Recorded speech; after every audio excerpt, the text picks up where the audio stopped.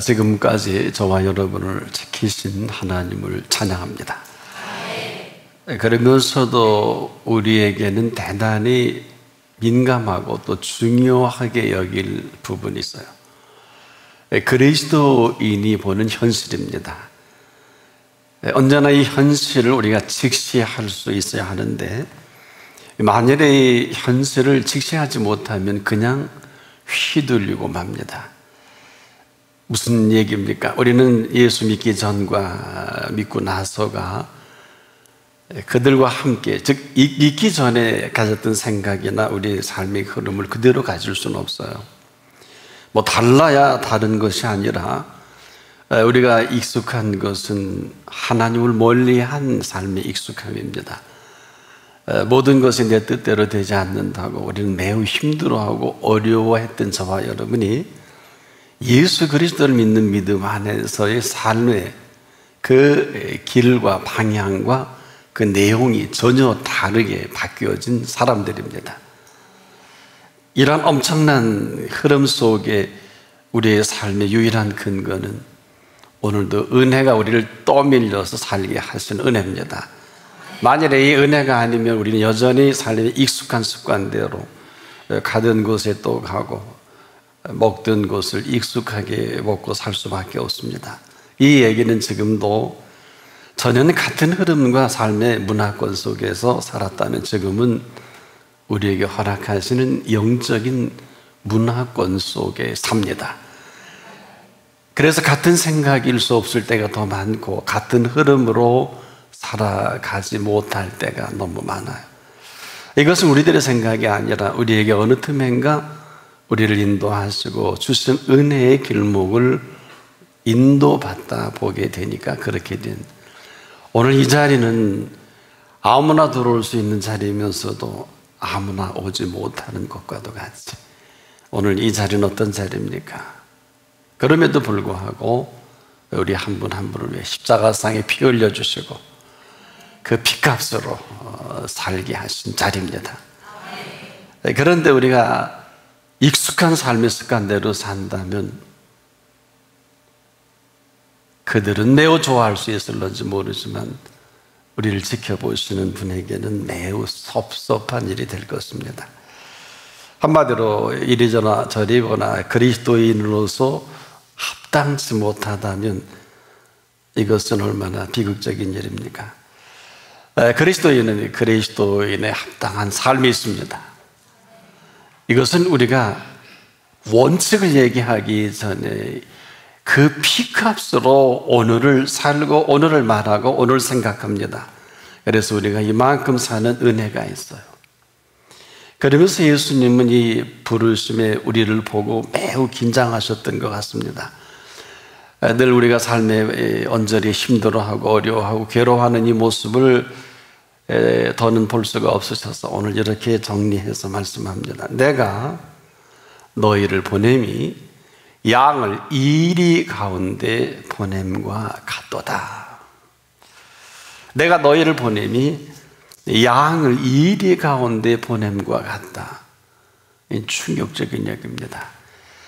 양이 이리 가운데 살려면 이리와 같아져야 됩니다. 그렇지 않으면 그냥 이리의 밥입니다. 양이 무슨 수로 이리와 함께 살 수 있겠습니까? 그래서 지금도 이 말씀을 하신 예수님께서는 친히 목자가 되시고 저와 여러분을 양으로 보시면서 우리의 삶의 현장에 그대로 노출되어 있는 실상을 아주 적나라하게 너의 삶의 현주소는 만만치가 않다.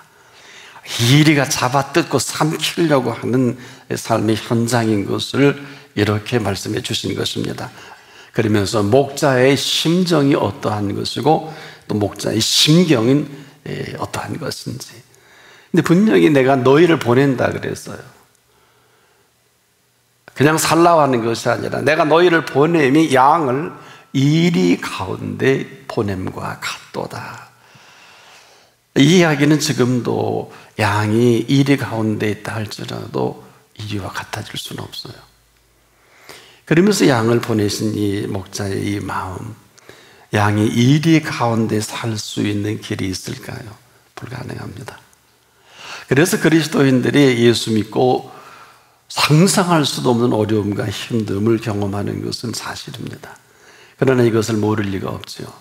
다시 정리를 해본다면 양이 이리 가운데 사는 것이 그리스도인의 실상이요 삶이다. 그런데 여러분, 놀라운 것은 양에게는 목자가 있어요. 이리에게는 목자가 없습니다. 이 사실은 오늘 우리에게도 우리가 예수를 믿으면 이렇게 살아야 되고 저렇게 살아야 되고 이건 하면 안 되고 저거 하면 되고 이런 개념이 아닙니다. 양은 양의 삶의 패턴이 있고 이리는 이리의 삶의 패턴이 있어요. 우리가 양이 이리처럼 산다 그러면 이리입니다. 이리가 양처럼 살면 양이죠. 그런데 예수님께서 이 말씀을 하시는 것은 자, 보내신 이는 목자이고 보내져 만나진 것은 이리라는 거예요. 그렇다면 이리 앞에 양을 보내신 목자가 맞다면 이제는 양이 살 수 있는 길은 한 길밖에 없어요. 목자가 보내신 그 양은 목자에게 생존 전략이 있습니다. 가서 네 마음대로 이리 와 싸움도 하고 이런 것이 아니에요. 왜? 그러면 훈련을 시켜 보내셔야죠. 그리고 아주 사나운 모든 이리를 삼킬 만한 모든 것을 준비해서 보내는 게 맞는데 아닙니다. 양으로 보내신 목자이십니다. 때문에 양이 이리 가운데 서 있다 할지라도 이리가 양을 삼킬 수 있을까요? 불가능합니다. 이것은 보내신 분이 있기 때문에 불가능해요. 그러나 우리가 이리를 보고 겁을 먹는다든지 이리를 보고 두려워한다든지 이러면 삼킴을 당할 수 있어요. 그래서 실패하는 그리스도인들이 너무 많습니다. 한마디로 양을 보내신 그 목자에게 양의 생존 전략이 있습니다. 조건이 있어요. 첫째, 양이어야 합니다. 쉬운 것은 아니지만 어렵지도 않아요. 근데 양이 이리 앞에 들어가면 금방 색깔을 바꿀 때가 있어. 야, 내가 이렇게 해서는 안 되겠다. 머리도 쓰고 방법도 하고 경험을 동원해서 이리와 싸워보려고 합니다. 얼마나 힘들고 어렵고 곤고할까요? 그렇게 준비해 보낸다면 그렇게 준비해서 우리를 보내셨을 것입니다만은 양을 보내신 목자는 그럴 필요가 없어요. 왜 그러냐? 바로 이 목자가 보낸 양은 목자에게 있어서는 크게 두 가지 지팡이와 막대기가 있습니다. 양일 수 있을 그때 목자는 목자일 수가 있어요. 여기에 우리가 긴장이 있습니다. 양이 돌변하면 안 돼요. 그러면 목자가 목자일 수 없어요. 이것은 매우 민감한 사안입니다. 지금도 응답이 없는 게 아닙니다. 양일 수 있을 때만이 목자의 음성이 가능합니다. 그러나 양이 개로 변한다든지 이리로 변한다든지 사나운 짐승으로 변할 때 절대로 목자의 음성은 들려지지 않습니다. 이것이 혼란입니다. 이 혼란이 맞이하는 현실은 얼마나 냉혹합니까? 이리들이 살벌하게 달려집니다. 그래서 공통적으로 그리스도인들이 그리스도인으로 살아간다는 게 얼마나 힘든지 모르겠다고 다 이구동성으로 얘기합니다. 저도 동의합니다. 그런데 우리 보고 거기서 부딪혀서 우리 보고 그렇게 싸워서 거기서 견뎌내라는 게 아닙니다. 양을 보내신 분은 목자입니다. 그 어디에 보냈는지 어디로 가는지 목자가 모를 리가 없어요. 왜? 보내시는 이는 목자요 만나진 것은 일이라면 이리에게 키가 있는 게 아니에요. 양에게 키가 있는 게 아니라 바로 목자 대신 그 목자께서 양을 보내시면서 양에 대한 모든 생존 전략을 그 손에 가지고 계신 것입니다. 이 사실만이 양이 살 수가 있어요. 그렇지 못한 양은 애꿎게 싸움하다 죽기도 하고, 또 애꿎게 순한 양이 견디다 못해 이리에게 삼키기도 하고 그렇단 말이에요. 근데 목자는 어떨까요? 이 양을 잘 압니다. 이리도 잘 압니다. 이것만이 그리스도인의 현재입니다. 오늘 그리스도인이 이 현실 속에 살아간다는 것은 쉽지 않아요. 만만하지 않아요. 그럼에도 이 사실을 너무 잘 아시는 분이 내가 너희를 보냄이 양을 이 이리 가운데 보냄과 같도다. 그러면서 이렇게 말씀하십니다. 뱀같이 지혜롭고 비둘기같이 순결하라. 뱀같이 지혜롭고 비둘기같이 순결하라. 여러분, 양을 생각하면 우리는 누가 떠오릅니까? 다윗이 떠올라요. 다윗은 이 모든 사실을 아주 확실하게, 그리고 그는 어려서부터 이 모든 것에 잘 세팅이 되어 있는 다윗입니다. 여러분, 다윗일 수 있을 그때 그는 골리앗 앞에 서는 경험을 합니다. 10대입니다. 목동 시절입니다. 무슨 장성에서 군에도 갈 수 있고 어떤 삶의 모든 것을 마음대로 스스로 해결할 수 있는 나이는 아니에요.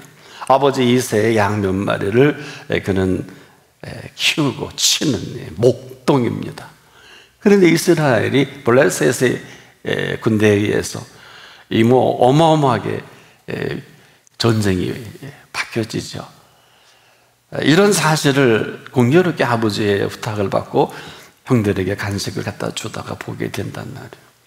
10대의 다윗이 골리앗 앞에 서게 됩니다. 근데 이 사실을 보고 다들 벌벌 떨고 현실을 직시하는데 다윗이 본 현실은 그들과 달랐어요. 형 엘리압이 혼쭐 내더니 조금만 이거 어디 와서 빨리 들어가라, 너 죽는다 그러니까 받아들이지 않습니다.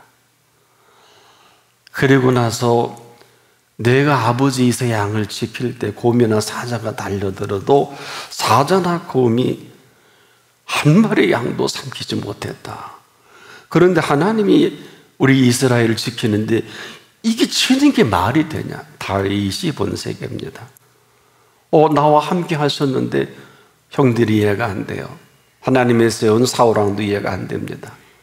그리고 자기가 사자나 곰을 때려 눕히고 수염을 붙들고 모든 양을 지킬 때 경험되어진 이 모든 사실은 그가 힘 좋고 잘 싸워서가 아니라 되게 하던 사람을 알거든요. 그 현장마다 내가 양을 지킨 것이 아니라 가만히 싸우고 나서 보니까 어떤 때는 그 이상하게 아주 그냥 그 명중명중하고 한 방에 사자와 곰이 널브러지고 자빠지는 거예요. 그거 좀 이상하지 않겠습니까? 내가 한 게 아니라 하나님이 나와 함께 하시는구나. 하나님이 곰과 사자를 물리치셨구나. 하나님이 나와 함께 하시는 것을 스스로 인정하고 다윗은 정리합니다. 그래서 한 마리 양도 사자의 밥이나 곰의 먹이가 되지 않게 한 이 사실을 골리앗 앞에서 극명하게 그는 밝혀냅니다. 그런데 다윗을 무시한 건 이 와중에 사울왕이에요. 이렇게 무시합니다. 너는 소년이요 그는 어려서부터 용사임이니라. 다윗이 사울에게 말하기를 주의 종이 아비의 양을 지킬 때 사자나 곰이 와서 양떼에서 새끼를 움켜주면 내가 따라가서 그것을 치고 그 입에서 새끼를 건져내었고 그것이 일어나 나를 해하고자 하면 내가 그 수염을 잡고 그를 쳐 죽였느니라. 주의 종이 사자와 곰을 쳤은즉 사실은 하나님의 군대를 모욕한 이 할례 없는 블레셋 사람이랴. 이 블레셋 사람 네가 뭔데 이렇게 하냐 그 얘기. 그가 그 짐승이 하나와 같이 되리이다. 또 가로되 여호와께서 나를 사자의 발톱과 곰의 발톱에서 건져내셨은즉 나를 이 블레셋 사람의 손에서 건져내시리이다. 사울에게 자기의 정확한 경험과 체험을 얘기한 거죠. 이렇게 하겠다는 게 아니에요. 이렇게 했는데 무슨 문제가 있느냐? 이젠 골리앗 앞에 선 다윗의 표현입니다. 다윗이 블레셋 사람에게 이르되 너는 칼과 창과 단창으로 내게 오거니와 나는 만군의 여호와의 이름으로 네가 모욕하는 이스라엘 군대 하나님의 이름으로 네게 가노라. 오늘 여호와께서 너를 내 손에 붙이시리라. 내가 너를 쳐서 내 머리를 베고 블레셋 군대의 시체로 오늘 공중의 새와 땅의 들짐승에게 주어 온 땅으로 이스라엘의 하나님이 계신 줄을 알게 하겠고 또 여호와의 구원하심이 칼과 창에 있지 아니함을 이 무리로 알게 하리라. 전쟁은 여호와께 속한 것인즉 그가 너희를 우리 손에 붙이시리라. 블레셋 사람이 일어나 다윗에게 마주 가까이 올 때에 다윗이 블레셋 사람에게로 마주 그 행호를 향하여 빨리 달리며 손을 주머니에 넣어 돌을 취하여 물매로 던져 블레셋 사람의 이마를 치매 돌이 이마에 박히니 땅에 엎드러지니라. 사무엘상 17장 45절로 49절의 사실입니다. 이런 분명한 것은 아주 분명한 것이 있죠. 다윗에게는 목자가 있지만 골리앗에게는 목자가 없어요. 이게 무슨 얘기입니까? 한마디로 이리와 같이 삼켜드는 이 골리앗이 여러분 한 말도 있어요. 사무엘상 17장 42절에 보면 그 블레셋 사람이 둘러보다가 다윗을 보고 없인 여기니 이는 그가 젊고 붉고 용모가 아름다움이라. 블레셋 사람이 다윗에게 이르되 골리앗입니다. 네가 나를 개로 여기고 막대기를 가지고 내게 나왔느냐? 이렇게 얘기하고 그 신들의 이름으로 다윗을 조수하고 또 이르되 내게로 오라. 내가 네 고기를 공중의 새들과 들짐승에게 주리라. 다윗을 새와 들짐승의 먹이가 되게 하겠다고 한 것입니다. 사랑하는 여러분, 다윗에게 있었던 이 목자, 살아계신 아버지 되신 하나님이 그를 통해서 양을 치도록 한 이 사실은 뭘까요? 이것을 예수님은 이렇게 정리해 주시죠. 너는 뱀같이 지혜롭고 비둘기같이 순결하라. 이 뱀은 창세기 3장에 등장하는 뱀을 말씀하신 것입니다. 왜 뱀을 이렇게 높인 걸까요? 높인 것이 아니죠. 뱀같이 지혜롭고 하신 것은 뱀처럼 지혜로워가 아니라 뱀은 하와를 아는 지혜입니다. 그런데 하와는 뱀을 몰라요. 이게 비극이에요. 하와는 뱀을 아는데 뱀은 하와를 아는데 하와가 뱀을 모릅니다. 이 이야기는 사실 여러분이 창세기를 좀 아주 좀 집중해서 보면 하와에게 하나님이 하신 말씀이 똑똑하게 이 먹으면 과실을 먹으면 죽으리라 아주 똑똑하게 말씀을 하셨어요. 이게 심각한 거예요. 하와에게 말씀하지 않은 말씀이 없는데 그 분명하게 하신 이 말씀을 뱀이 긁고 넘어진 것입니다. 하나님이 그렇다면 그런 것입니다. 그런데 뱀이 하와를 한다는 것은 뱀의 소리가 크게 들렸어요. 정녕 죽으리라고 했느냐? 죽지 않는다. 네가 먹으면 죽지 않고 눈이 밝아지고. 이 엉뚱한 소리에 하나님이 하신 그 말씀은 새까맣게 잊어버리고 뱀의 소리가 크게 들려진 거예요. 하와는 그 기쁨의 동산에 나의 사랑, 나의 어여쁜자로 여겨주시고 그 동산의 모든 것을 지가 수고하지 않고 애쓰지 않은 모든 것을 하나님의 기쁨 속에 다 준 선물들인데 이분을 새카맣게 잊어버리고 그만 엉뚱한 소리가 크게 들려지면서 이 어마어마한 하나님의 이 기쁨을 거부한 그 거부로 뱀의 소리가 들려지면서 에덴 동산을 쫓겨난 게 아닙니다. 하와가 에덴 동산을 거부한 거예요. 더는 그 하나님의 선물은 그 기쁨과 그 모든 사랑으로 준비한 모든 것이 한순간에 아무것도 아닌 것이 되게 만들어버린 아주 미련하고 어리석은 하와예요. 하나님에게 문제가 없어. 어찌 보면 뱀에게도, 뱀은 원래 그렇게 간교한 동물 아닙니까? 요즘 간교한 동물이 우리 주변에 얼마나 많아요. 개와 돼지처럼 먹을 것만 주면 헐짓 못할 짓 다 하는 동물들이 우리 주변에 얼마나 많습니까? 공산주의가 이제 타다가 망한 거 아니에요? 개와 돼지처럼 줄 서서 먹을 것만 주면, 공짜로 주면 실컷 한 10년, 70년 해보다가 어때요? 그래도 하나님의 형상대로 지어진 줄을 뒤늦게 깨닫고 이건 아니네. 제가 베를린 장벽에 한참을 서서 퀸토 사보브스키 동독 공산당 서기장이 그 대변인이 하는 그 얘기, 언제 동독과 서독이 자유롭게 여행합니까?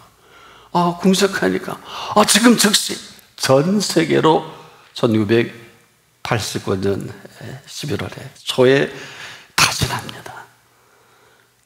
지금 여행의 자유화가 됐다. 그냥 무너져 버린 거예요. 그냥 무너져 버린 거예요. 얼마나 허망합니까? 무슨 정략적도 아니고 정치적인 것도 아니고. 인생이란 원래 그런 거예요. 아무리 정치인들이 이데올로기가 어떻고, 이데올로기는 사람의 생각이고 오늘 우리에게 허락하시는 하나님의 말씀은 하나님의 생각입니다. 우리가 이 세상에 아무리 교활하고 아무리 어마어마한 계략을 만든다 할지라도 하나님의 모략을 당해낼 자는 없어요. 여기에 기쁨의 모략으로 만든 에덴 동산이에요. 이것을 거부한 하와가 있을 수가 없죠.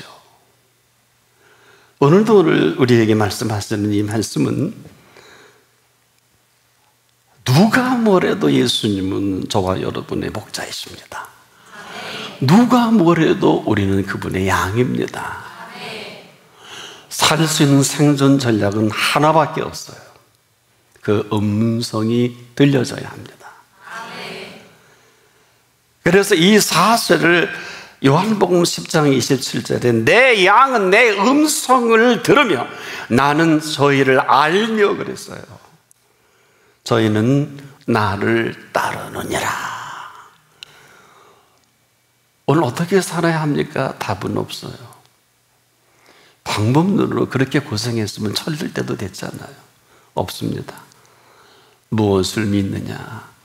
그 믿는 믿음의 음성이 들려져야 합니다. 그래서 지금도 오직 예수여야 하는 것이 아니라 그 예수님의 말씀이 저와 여러분에게 가장 크게 들려야 합니다. 먹으면 정령 죽으리라. 그냥 그대로 믿으면 되는 거예요. 그래서 오직 예수, 오직 믿음, 오직 그 음성이어야 하는 것은 그래야 하는 것이 아니라 여기에 모든 삶의 생존 전략이 달려 있습니다. 여러분 전승전략이라는 이 손자병법의 용어를 잘 아시죠? 지피지기하면 백전백승한다. 이 정도가 아니에요. 이 정도가 아니에요. 목자는 양도 알고 이리도 합니다. 오늘 그 삶의 선상에서 감히 이 사실이 분명한 사람에게는 절대로 재앙이 가까이 하지 못합니다. 목자가 계시기 때문에. 우리에게 천사로 수정들게 하셨어요. 우리에게 성령께서 우리를 인도하십니다. 부활하신 예수 그리스도께서 오늘도 저나 여러분이 그 앞이면 항상 어느 때 어느 곳은 해 아래 땅이 끄적거려 있던 그분은 우리의 목자가 되십니다.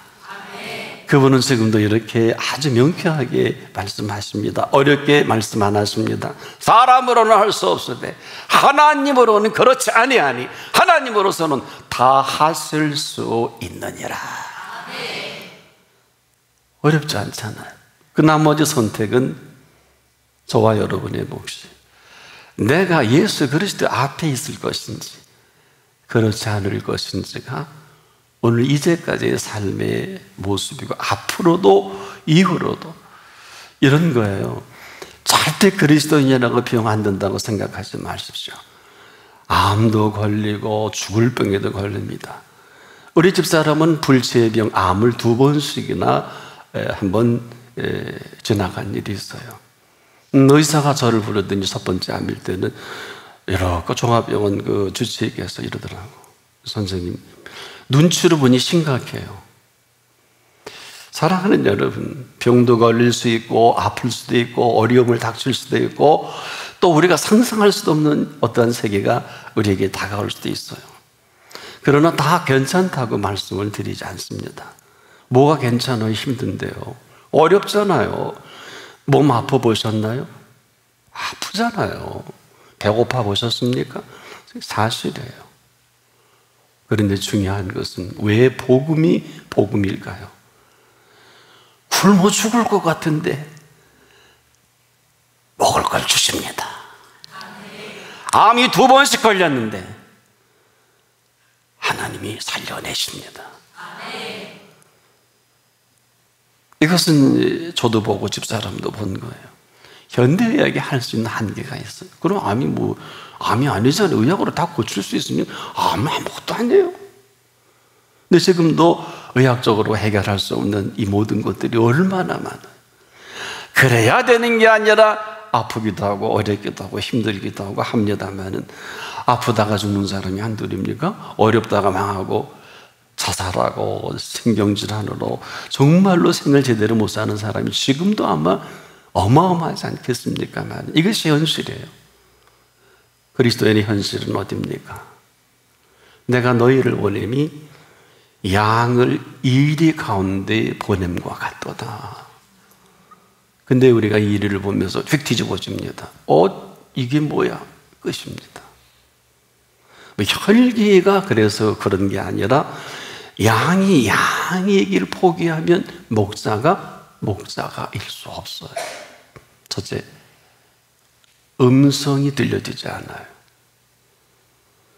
왜 엠마오로 가는 2 제자가 수시간을 동행했는데도 그 음성을 듣고도 부활하신 예수님을 나중에 음식까지 잡수셨지 않습니까? 어두워서 그 집에 들어가서. 왜 못 봤을까요? 왜 못 알아봤을까요? 우리가 그래요. 여러분, 엠마오에서 예루살렘에서 엠마오까지는 약 한 12km가 됩니다. 25리예요. 여러분, 25리를 보통 사람이 걸어가도 한 100분 이상은 걸려. 1시간 반 넘게 걸리는데 대화를 하면서 솔방솔방 간다면 한 서너 시간. 보세요. 해질녘이라 그랬잖아요. 그 이들을 또 은혜를 받았으니까 모세부터 선지자 말씀을 다 자상하게 소상하게. 전 그런 부활하신 예수님이 조금 이해가 안 돼요. 왜냐? 이놈아, 내가 부활했다 그러시면 되는데 안 그래요? 너 3년 동안 너 나 따라 다녔잖아. 그렇지 않습니까? 근데 아주 조근조근히 아주 참 상세하게 모세로부터 모든 선지자, 모세가 어디? 모세오경이거든요. 창세기, 출애굽기, 레위기, 민수기, 신명기까지 모세로부터 모든 39권을 쫙 그 긴 시간 동안 그러다 보니 해가 뉘어지니까 아이고 선생님 우리 집에가 저녁 잡숴요. 그래서 잡순 저녁 아닙니까? 그들은 못 알아봐요. 이게 우리들이에요. 못 알아보면 아무것도 아니에요. 들려지지 않으면 아무것도 아닌 것처럼 지금도 우리가 아무리 설교를 은혜 받아도 아무것도 아닌 이유가 여기에 있어요. 은혜는 여러분, 설교는 은혜 받으라고 하는 설교는 아니에요. 하나님의 음성을 듣는 시간입니다. 여러 모양과 여러 모습의 제가 이렇게 쓴 것은 성령의 인도를 사모합니다. 때문에 각자 여러 모양의 여러 모습을 저는 잘 알질 못해도 이 시간만큼은 성령께서 여러분을 기억하시고 하나님의 놀라우신 그 계획 속에 여러분의 상황을 꿰뚫어 보시고 오직 그 음성을 듣고자 하는 분에게는 100% 음성이 들려줍니다. 그래서 길이에요. 그래서 진리입니다. 여러분, 진리가 왜 좋은 줄 아세요? 진리는요, 우리가 진리를 우리가 받아들일 때, 그리고 이것을 알고 내가 온전히 이 사실에 내 생애가 실어질 때, 진리가 너희를 자유케 하리라. 진리를 알지니 이렇게 한 거예요. 이것은 일반적으로 아는 개념보다도 예수 그리스도를 우리가 인격적으로 제대로 알 때 그 진리가 너희를 영혼 육뿐 아니라 삶의 모든 것이 되시는 그분이 너희를 자유케 하리라. 이 사실이라면 모든 질고에서 아니 관책하는 그 나인성 과부의 아들도 살려냈잖아요. 회당장 야이로였다도 살려냈잖아요. 죽음에 이르는 병을 4일씩이나 된 나사로의 사망병도 고쳐서 살려내셨잖아요. 물론 다시 죽었을 것입니다. 무슨 얘기일까요? 무슨 말씀을 하시든지 무슨 말씀을 하시든지 그대로 하라. 목자의 음성은 양에게 유일한 생존 전략입니다. 들어도 되고 안 들어도 되고 리인터프리테이션 하지 마십시오. 재해석하지 마십시오. 듣고 은혜 받고 움직이지 마십시오. 들려진 대로 하십시오. 모르겠거든 여쭈십시오. 구하라, 찾아라, 두드리라. 킹 제임스 버전에 보면 NIV도 그렇게 나왔더군요. 구하라가 ask. 무슨 얘기? 물으라는 얘기. 여러분, 모르는 길을 가는데 잘난 척하고 가는 사람이 얼마나 많아요. 인생에도 잘난 척하고 우리에게 상담받다가 피차가 다 어려움을 당하는 게 인생길이거든요. 누가 알아요? 자기도 모르면서 무슨 어드바이스 한다고 어디 가서 함부로 그렇게 물어보지 마세요. 사업도 그래요. 다 되는 것 같아도 끝이 뒤집어져. 다 맞는 것 같아도 책임을 못 져. 이게 이 세상의 이치입니다. 근데 세상을 지으신 분께 여쭈면 너무 쉬워요. 그분은 설명하지 않아요. 그분은 우리에게 뭐라 하라 그러지 않아요. 그분은 이렇게 말씀합니다. 너 정말 이제라도 나를 믿길 원하냐? 너 정말 이제라도 나를 믿길 원하냐? 그렇다면 내가 네게 길이다. 내가 하는 모든 이야기가 진리다. 요한복음에 생명이라는 단어는 헬라어의 조회로 되어 있어요. 우리의 생명이 아니라 영생이라는 공통 단어를 씁니다. 그래서 예수 그리스도께서 나는 부활이요 생명이니 나를 믿는 자는 죽어도 살겠고 무릇 살아서 나를 믿는 자는 영원히 죽지 아니하리니 이것을 네가 믿느냐? 몽땅 영생입니다. 그래서 그리스도인이 참 오늘 하루를 살아도 여한이 없는 것은 그리스도인의 하루는 어떤 하루입니까? 영원한 생명을 열어놓으신 하루예요. 그 영원한 생명을 사는 것도 내가 하고 그렇게 살지 못하는 것도 내가 하는 거예요. 시간과 공간의 개념이 아니에요. 우리가 이제까지 경험한 시간과 공간과 그리고 모든 문화가 아니라 그 순간부터는 천국의 윤리로 만들어 놓으신 시간입니다. 그리고 공간입니다. 그리고 그 윤리가 보세요. 나는 알파와 오메가다. 무슨 얘기예요? 예수 그리스도는 어제나 오늘이나 영원토록 동일하십니다. 이걸 알고 그 하루가 24시간 아니요.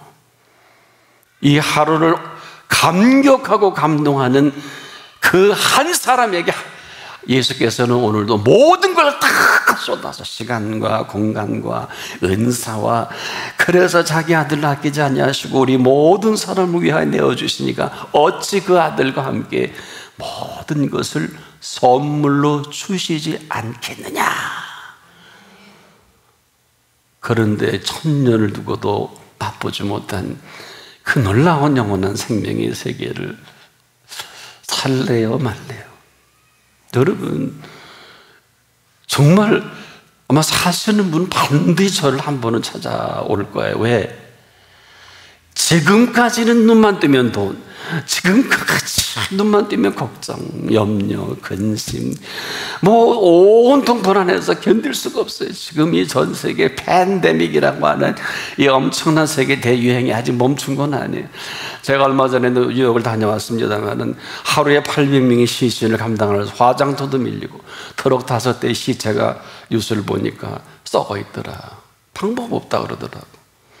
뉴욕 시민이 1000만이 안 됩니다. 800명 얼마 되는데 서울보다 적죠. 조금 적은데 대책이 안 되는 거예요. 거기만 수만 명 지금도 계속 현재 진행형입니다. 거기만 그럴까요?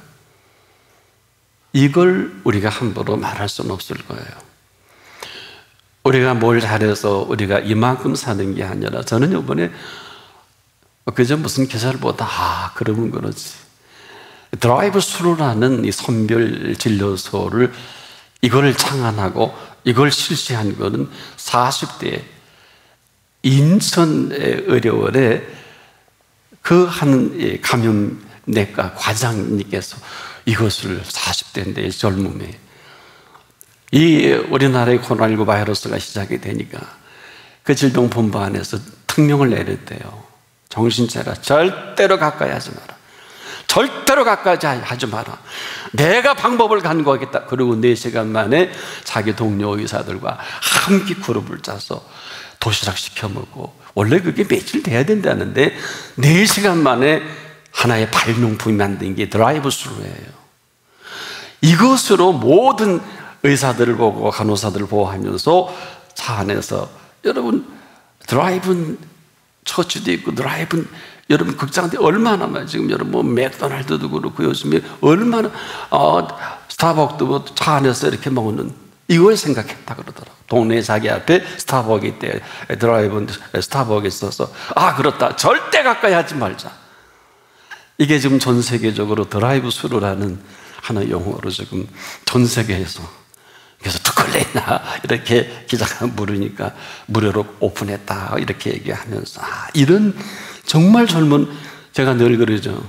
난 누가 뭐라 그래도 우리 한국의 의료의 진을 저는 믿습니다. 의료에 대한 과학적인 상식을, 왜 늘 그래, 존스 홉킨스나 하버드 의대 그 어느 의사 못지않은 훌륭한 의사들이 우리 한국에는 많습니다.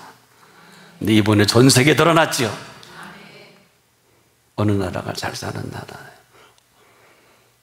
어느 누가 잘 산 게 아니라 열심히 공부하고 열심히 성실하게 자기의 삶에 충실한 분들을 질병관리본부장이 이번에 전 세계에 그 여인이 인정을 받잖아요.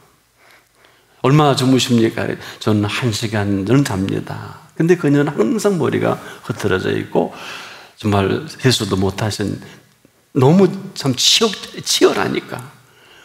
정말 아직까지는 훌륭한 의사들, 인재들이 우리 한국에 꽉 차 있는 것을 보고 이것만 잘 추스리는 지도자가 나오면 참 좋겠는데, 50년씩이나 걸려서 세계의 미국이 우리의 기술을 도입할 만한 원자력 발전소의 기술을 박지만 않으면 참 좋겠는데, 기본적으로 2만 명 이상의 직원을 움직일 수 있는 이것만 해도 우리가 어마어마한 전 세계의 수입이 어마어마한데 왜 이걸 막을까? 아직도 이해는 안 돼요. 그러나 이게 중요한 게 아니에요. 오늘도 똑똑하게 말씀하십니다. 들을 수 있기를 바랍니다. 해석하지 마세요. 들으십시오.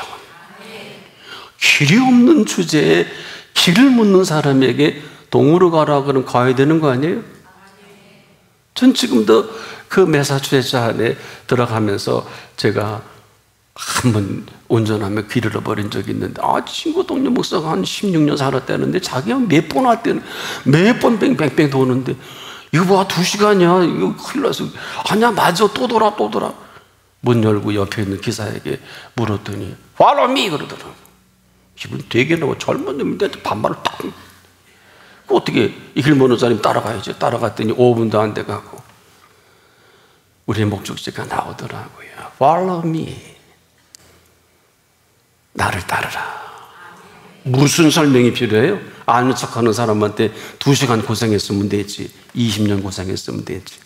평생을 헛다려지고 헛되고 헛되며 헛되고 헛되니 모든 것이 헛된 것에 어느 때까지 귀를 기울이고 사시렵니까? 양은 양일 수 있을 그때, 목자는 목자일 수가 있습니다. 기도하겠습니다. 오늘 이 시간까지 저희들을 눈동자같이 지켜주신 은혜를 감사합니다. 참으로 초조하고 불안하고 때로는 감당할 수 없을 만큼 우리가 낙심할 때가 있었음에도 오늘 이 시간까지 기다려주시고 참아주시고 저희를 신뢰해 주신 주님 참 고맙습니다. 그런데 우리가 이렇게 살지는 못했습니다. 내가 너희를 보냄이 양을 이리 가운데 보냄과 같도다. 그러므로 너희는 뱀같이 지혜롭고 비둘기같이 순결하라. 우리가 불순결했습니다. 음성을 똑똑하게 듣고 그대로 기쁨의 모든 선물들을 누리고 살면 되는데 뱀의 소리가 크게 들려 눈이 밝아서 볼 수 있다고 하니까 꾀임에 그대로 넘어간 하와는 더는 에덴 동산을 거부한 겁으로 살 수 없게 되는 그 모습이라면 오늘 우리는 어디에 서 있습니까? 이제라도 주님의 긍휼 안에 양으로서 목자의 음성을 듣기를 원합니다. 여호와 이레 그 길을 인도하옵소서. 예수 그리스도 이름으로 기도합니다. 아멘.